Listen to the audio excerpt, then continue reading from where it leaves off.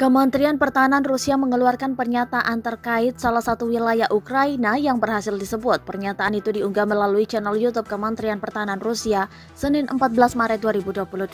Dalam pernyataannya disebutkan Angkatan Bersenjata Federasi Rusia telah mengambil kendali penuh atas seluruh wilayah Kherson.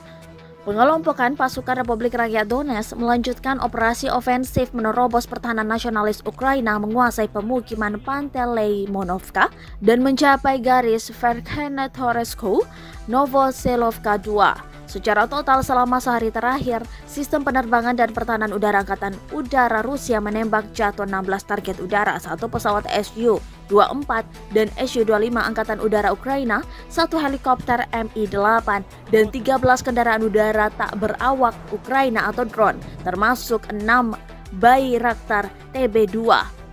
Pada malam 14 Maret 2022 di daerah pemukiman Guta Mezhigorskaya, unit-unit pasukan lintas udara Rusia menangkap kubu nasionalis dan tentara bayaran asing. Pasukan terjun payung Rusia menyita 10 sistem rudal anti-tank Javelin buatan Amerika dan sejumlah jenis senjata lain yang dipasok oleh negara-negara barat ke Ukraina.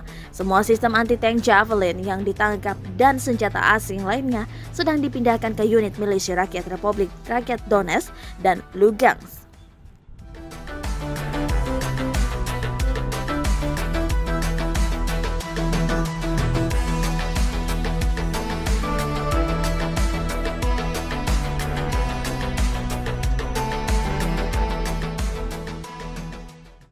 Terima kasih sudah nonton. Jangan lupa like, subscribe, dan share ya.